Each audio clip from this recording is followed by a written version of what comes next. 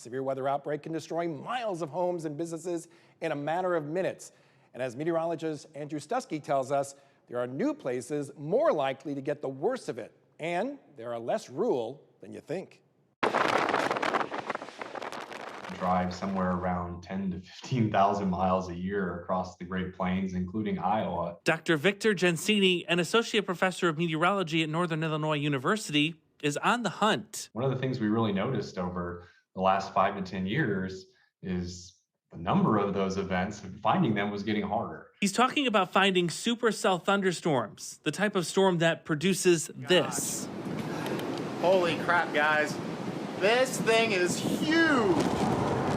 We know right now that when you look over the entire United States, if you were to look at a time series of tornadoes, those numbers are relatively constant.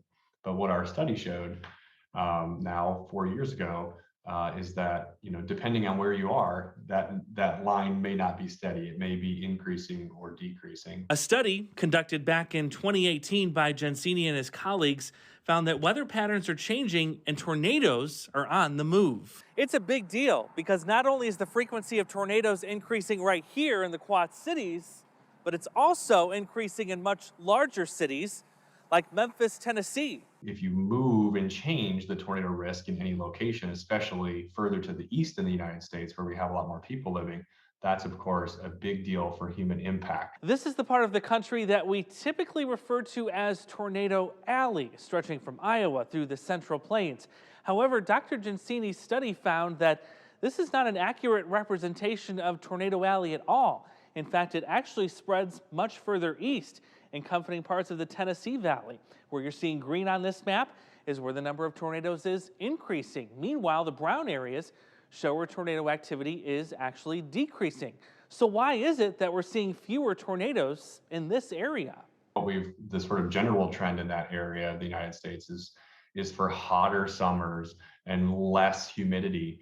And that when you get that high heat, you think, well, there's going to be thunderstorms today. Well, it depends on whether or not you have that critical humidity, that critical moisture component. You really have a lot more targets across the landscape in the east, and that's what really causes the increased fatalities in those regions.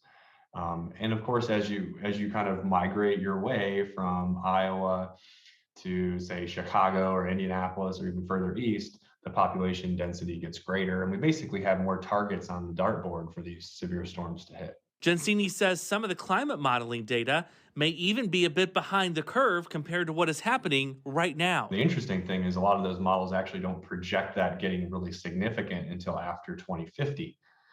So what we're seeing perhaps already is maybe the models are a little bit behind. I'm not sure if that's a fingerprint of climate change or if that's some sort of natural cycle that will come and go, but it is a big deal. While the trends may stick out, there's still more work to be done. We're in the process of doing a lot of these types of modeling and forecasting research studies that will help us try to fill in those gaps. But it is something that we kind of have to watch every year.